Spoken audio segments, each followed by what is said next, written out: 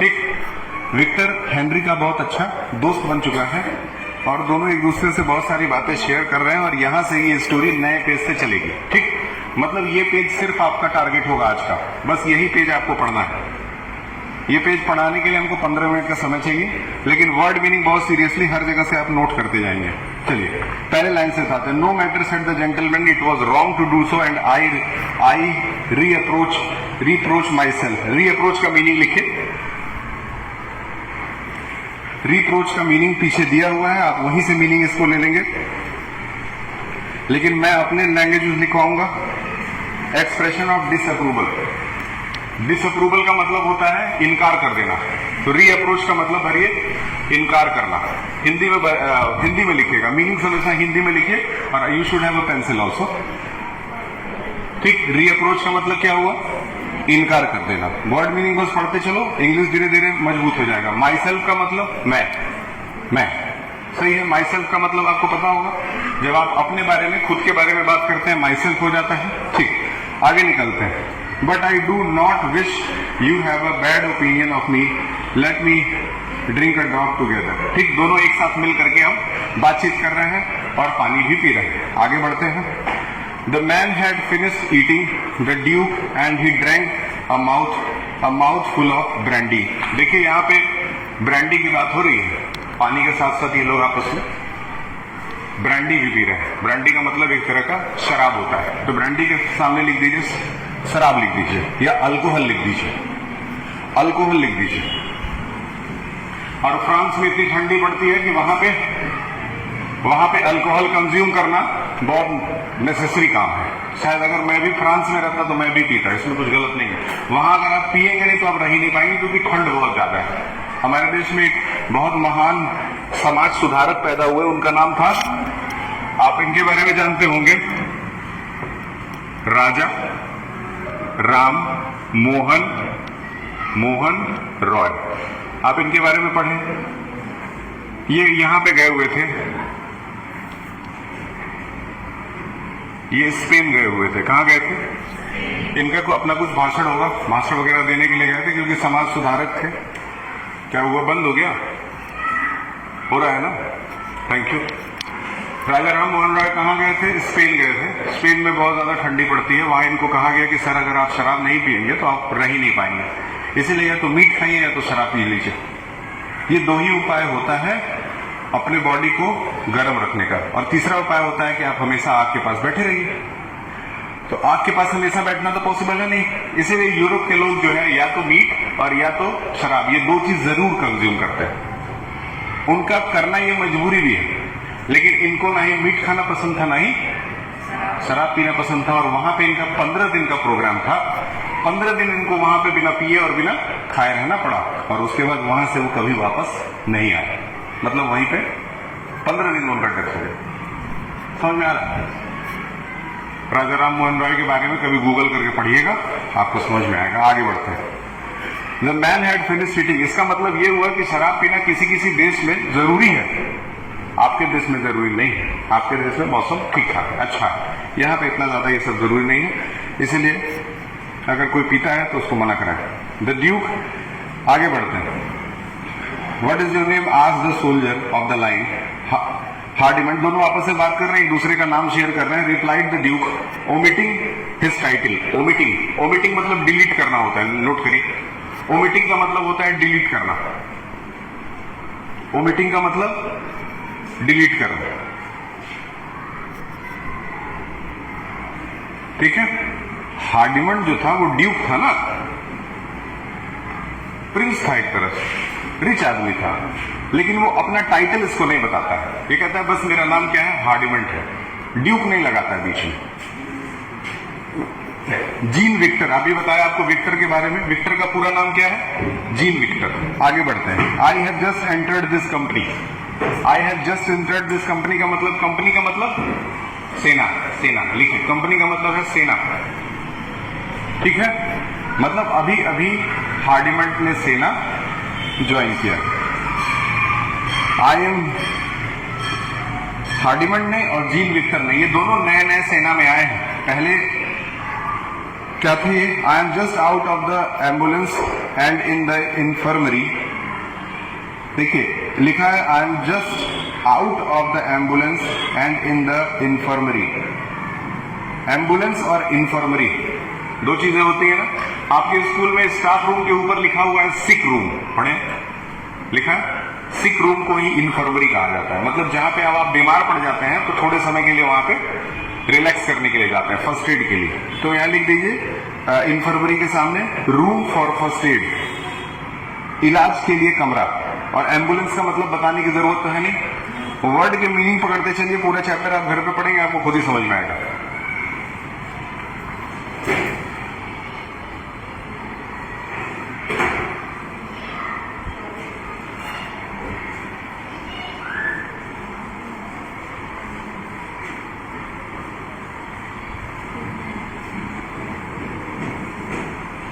ठीक है। They gave me a horse ब्यूलेंस, बहुत इंपॉर्टेंट शब्द है हॉर्स ब्यूलेंस। हॉर्स ब्यूलेंस का क्या मतलब है? हॉर्स ब्यूलेंस का मतलब है ये एक तरह का सूप है जो बीफ का बना हुआ है। ये सब बताया ना, ये अंग्रेजों वाली किताबें, ये सब इसमें फालतू चीजें लिखी। अब यहां लिखा है कि गाय के मांस से बना हुआ जूस ये लोग कंज्यूम करते हैं, जबकि हमारी सभ्यता तो ये कभी नहीं कहती है कि आप शराब पीजिए, ब्रांडी पीजिए या फिर गाय के मांस से बना हुआ सूप पीजिए। समझ में? इसीलिए सरकार ने ये किताबें बदल दी, 9th में बदलेंगे, इसीलिए बदली। फालतू चीजें लिखा, विदेशियों के बारे में पढ़ा रहा है, लेकिन मजबूरी है, पढ़िए। But I had only a scratch and the major sign my dismissal. Dismissal का मतलब होता है रेजिग्नेशन। लिखिए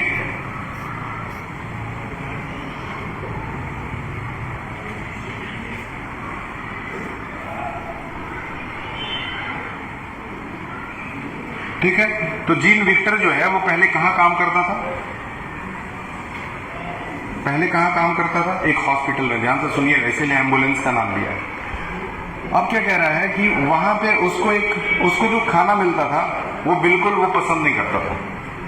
जो हॉर्स बिलियन करके उसको डिश मिल रहा है वो उसको पसंद नहीं था, इसलिए उसने वो काम छोड़ करके क्या ज्वाइन कर लिया? आर्मी ज्वाइन कर लिया। समझ में आया? ठीक। But I had only a scratch major, so much the worse for me. Now I am going to commence to be devoured by hunger again. For believe me, if you will, comrade, but such as you see me. इसमें दो शब्द हैं बहुत important, लिखिए। D दूसरे line में नहीं, पहले लाइन में लिखिए कमेंस। कमेंस का मतलब होता है स्टार्ट करना। कमेंस का मतलब क्या है? स्टार्ट करना, शुरू करना।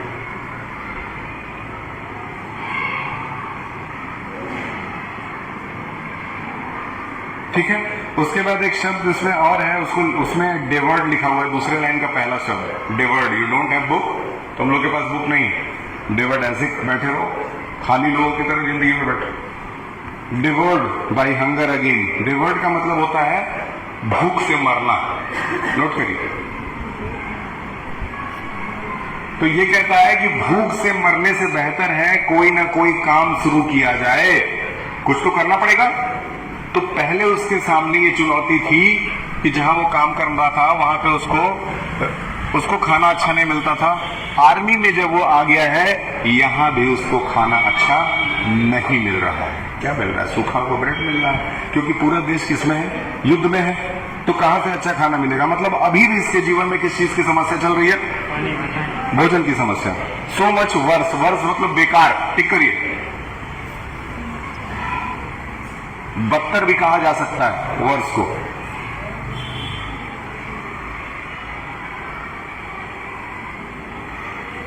ठीक है। नीचे आइए, एक लाइन नीचे। For believe me if you will comrade but such as you see me I have been hungry all my life. Comrade का मतलब है ज्वाइन करना। लिखिए ज्वाइन। तो विक्टर अपने दोस्त हार्डिमंड को सारी स्टोरी बता रहा है। उसको आर्मी में रहने की शर्तें बता रहा है कि आर्मी में रहना भी बहुत कठिन काम है, इतना आसान नहीं है। क्योंकि यहां भी आपको कई कई दिन तक भूखा रहना पड़ता है। जब युद्ध का समय चलता है तो क्या करना पड़ता है? क्या युद्ध का समय क्या भूखा रहना पड़ता है? The words were starting especially by a Sebright who had just been longing for the kitchen of the cafe Anaglis। अब देखिए यहाँ पे कुछ ऐसे वर्ड्स दिए हुए हैं जिसमें आपको एक नाम है स्पेशली टू बी अ साइब्रिट लिखा है, दिख रहा है, who had just been longing for the kitchen of the cafe Angelus, and the Duke Hardimont looked at his companion in almost terrified amazement। ठीक, आर्मी का अपना एक किचन होता है, आर्मी की किचन में भी एक आर्मी का ही आदमी काम करता है, उसमें अलग से कोई खाना बनाने वाले अच्छे अच्छे कुक्स नहीं आते हैं, वहां आर्मी के लोग ही खाना बनाते हैं। तो आर्मी के लोग जब खाना बनाएंगे तो वो उतनी अच्छी क्वालिटी का खाना नहीं होता है। और जबकि हार्डिमंड जो है वो बचपन से ही ऐसी जिंदगी जी करके आया है जहां पे उसको खाने की कोई कमी नहीं थी। तो अब ये दोनों यहाँ पे खाने के बारे में बात कर रहे हैं, किचन के बारे में बात कर रहे हैं। वो पूछ रहा है यहाँ का किचन कैसा है, तो वो कह रहा है कि किचन में जो वहां का जो हेड है उसको हम लोग कहते हैं कैफे एनेग्लिस। टिक करिए, जो वहां का किचन संभाल रहा है, ठीक, उसके नीचे एक शब्द है टेरिफाइड। टेरिफाइड मतलब डरा हुआ, लिखिए टेरिफाइड मतलब डरा हुआ।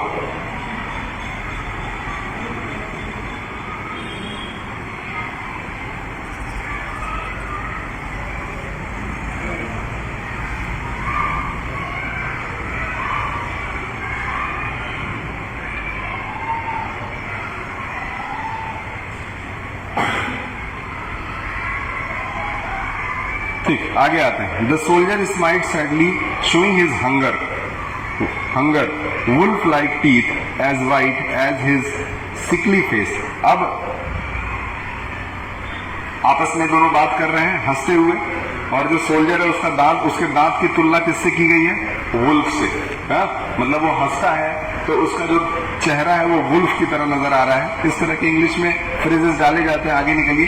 Expected something further in the way of explanation और confidence come, said he suddenly seizing his familiar way of speaking, doubtless diving that his companion belonged to the rich and family. Let us walk along, he wrote, to warm our feet, and I will tell you things such which probably you have never heard. I am called Jean Victor। ठीक है, आपस में दोनों walk कर रहे हैं और walk करते करते एक दूसरे से कह रहे हैं कि अभी चलते रहो, आगे चलते हैं, आगे चल करके देखते हैं क्या होता है, और मैं तुम्हें आर्मी और अपने लाइफ से जुड़ी हुई अनेकों बातें रास्ते में बताते चलूंगा। आगे निकलते हैं। फिर उसके बाद है that is all for I am foundling and my only happy remembrance is of my earliest childhood. Victor कहता है कि जब से मैं बड़ा हुआ हूं तब से मैं परेशान हूं, दुखी हूं, लेकिन जब मैं छोटा था तो मैं बहुत खुश था। बहुत अच्छी बात। एट असाइलम, असाइलम का वर्ड मीनिंग लिखिए, असुरक्षित। असुरक्षित बहुत लंबा ये लेक्चर अब नहीं चलेगा, 5 मिनट में खत्म होने वाला है।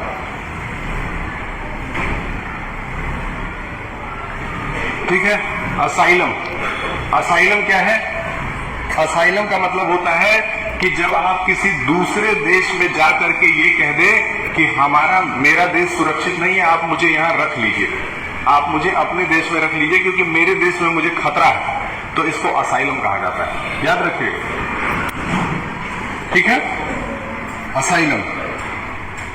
ठीक, तो विक्टर का ख्याल जो है, एक सिस्टर रखती थी, a kind sister took care for me quite young as a wax taper, she died afterward of lung trouble 1। ठीक, तो बचपन से ही विक्टर को पाल पोस के किसने बड़ा किया? एक सिस्टर ने, लेकिन उनके लंग्स में कोई डिजीज था जिसकी वजह से उसकी सिस्टर मर गई, उनका डेथ हो गया। ठीक, फिर उसके आगे लिखा हुआ है, she died afterward for a lung trouble. I was her favorite because she used to draw me to her side and lay lay her warm thin hand on my forehead, मेरी जो सिस्टर थी वो मुझे अपने just बगल में बैठा करके मेरे सर पे हाथ रख करके सहलाती थी, मतलब मुझे बहुत मानती थी। आगे बढ़ते हैं। She used to harm. उसके बाद है but when I was 12 year old after my first communion, देखिए फर्स्ट कम्युनियन का मतलब वहां पे जैसे यहाँ बोर्ड एग्जाम देते हैं ना बच्चे, बोर्ड एग्जाम देते हैं, तो वहां पे कह रहा है कि जब मैं 12 साल का था तो उस समय में अपने प्राइमरी विद्यालय को पास कर चुका था। ठीक, उसके बाद कह रहा है कि मैं बहुत गरीब था। आगे देखिए शब्द लिखा हुआ है there was nothing but poverty. Poverty मतलब गरीबी लिख लीजिए।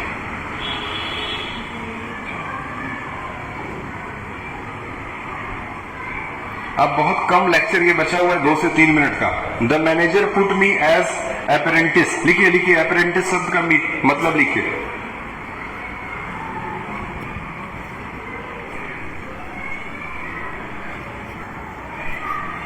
ठीक है, यहां अप्रेंटिस शब्द का मतलब मजदूर से है, मजदूर।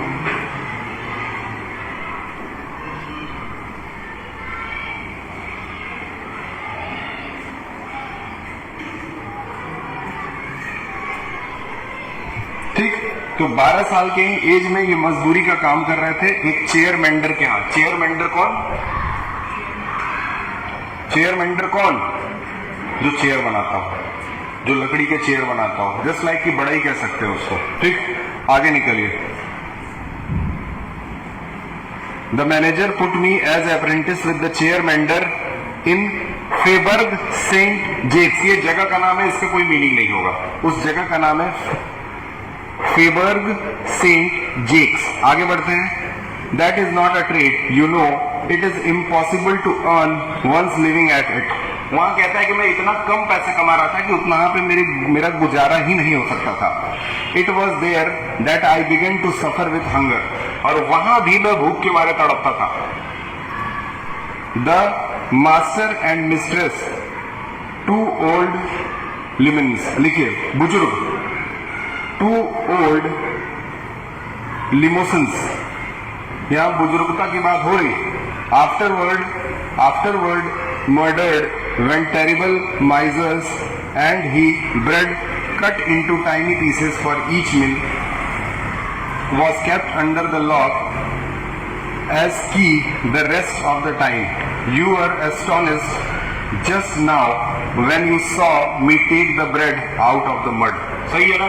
बता रहा है कि मेरे वहां पे 2 मिस्ट्रेस थे, 2 मिस्ट्रेस लोग थे, एक मास्टर थे, एक मिस्ट्रेस थे। वो अपना ब्रेड छुपा करके जहां रखते थे वहां से मैं चुरा करके खा लेता था, वहां से मैं निकाल करके खा लेता था, क्योंकि उस समय भी उसको ब्रेड की परेशानी थी। फिर उसको याद दिलाता है, देखो जब तुम्हारे हाथ में ब्रेड था तो तुम्हारे हाथ से भी मैंने लेकर के खाया। मतलब आज भी उसको ब्रेड की परेशानी है, इसीलिए इस चैप्टर का नाम ही है अ पीस ऑफ ब्रेड। हर जगह इसमें ब्रेड की परेशानी है लोगों को। ठीक, अब लास्ट का 1 मिनट चलेगा। I was used to that, for I had picked up enough of it and crushed for the dust, and when they were too hard and dry, I would soak him all night in the basin. क्या बोल रहा है? ये बोलता है last में जाके कि ब्रेड मैंने वहां से निकाला। कभी कभी ब्रेड बहुत सॉफ्ट रहता था तो मैं तुरंत खा जाता था, कभी कभी ब्रेड बहुत हार्ड रहता था। अगर पाव रोटी जिसकी बात हो रही है तो उसको मैं पानी में पहले गीला करता, पानी में भिगा देता था तो वो नरम हो जाता था, उसके बाद मैं उसको खा लेता था। समझ में आ रहा है? ठीक, लास्ट के 30 सेकेंड्स।